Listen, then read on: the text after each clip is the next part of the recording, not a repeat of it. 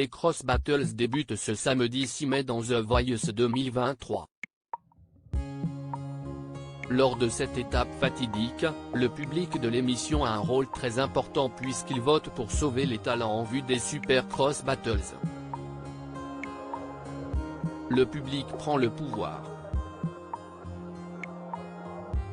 Ce samedi 6 mai, dès 21h10, TF1 diffusera la première soirée consacrée aux Cross Battles de The Voice 2023.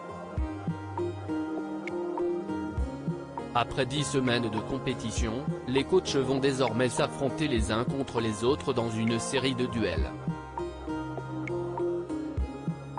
Pour chaque face-à-face, Zazie, Amel Bent, Vianney, Big Flo et Oli choisiront un candidat de leur équipe.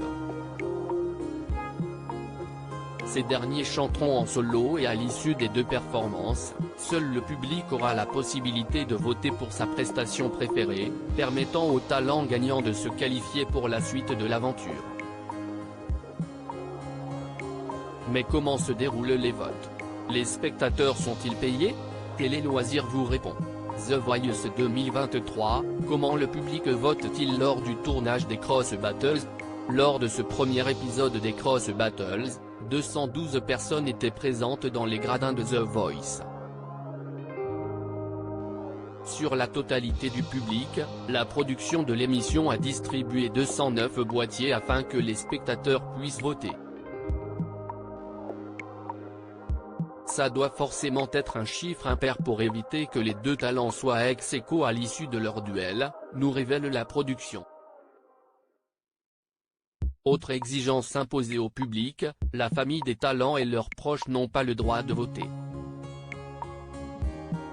Ainsi, la production a dû enlever quelques boîtiers, faisant tomber son nombre à 201.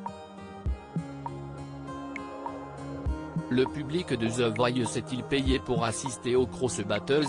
Nous veillons également à ce que le panel soit homogène entre les femmes, les hommes et l'âge des participants pour être le plus représentatif possible des Français, explique Pascal Guy, le producteur artistique du programme. Ensuite, les spectateurs sont tirés au sort et les personnes sélectionnées se voient remettre le précieux boîtier.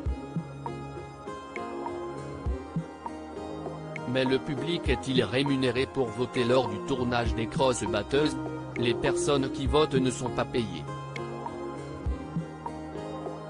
Le public présent lors des enregistrements s'est inscrit gratuitement. CST l'agence Cassandra, avec laquelle nous collaborons, qui le gère, assure la production de The Voice. À lire aussi The Voice, Big Flo fait une demande insolite à la production. Inspiré de Pokémon.